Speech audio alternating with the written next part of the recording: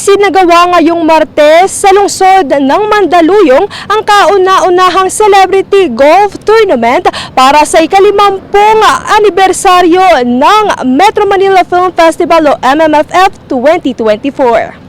Ang tournament ay isa sa mga promosyon para sa selebrasyon ng Golden Years ng festival kung saan isa rin itong event for a cause at ilan sa mga proceed ng kompetisyon ay mapupunta sa Mowel Fund Foundation.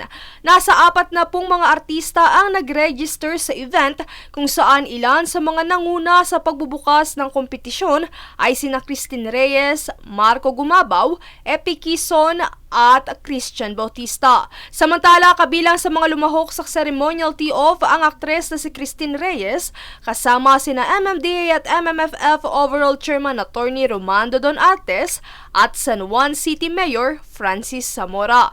Ayon kay Artes, bukod sa golf tournament ay marami pang mga inihandang aktibidad ang MMFF para sa ika-5 dekadang edisyon ng Movie Festival ngayong taon.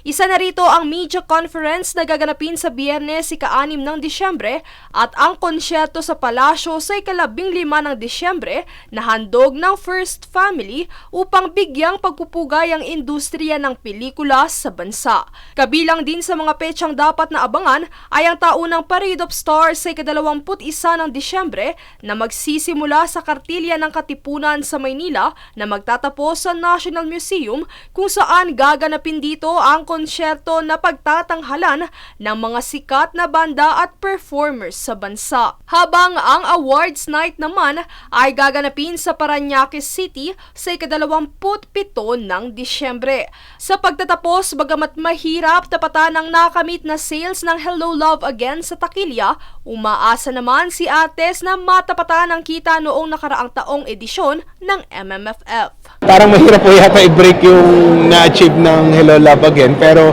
kami po ay umaasa na sa ganda po ng lineup na pelikula na ating pong inihandog sa ating mga kababayan na hopefully na ma-break po natin yung kinita po last year. Princess Castro, nag-uulat para sa One Media Network.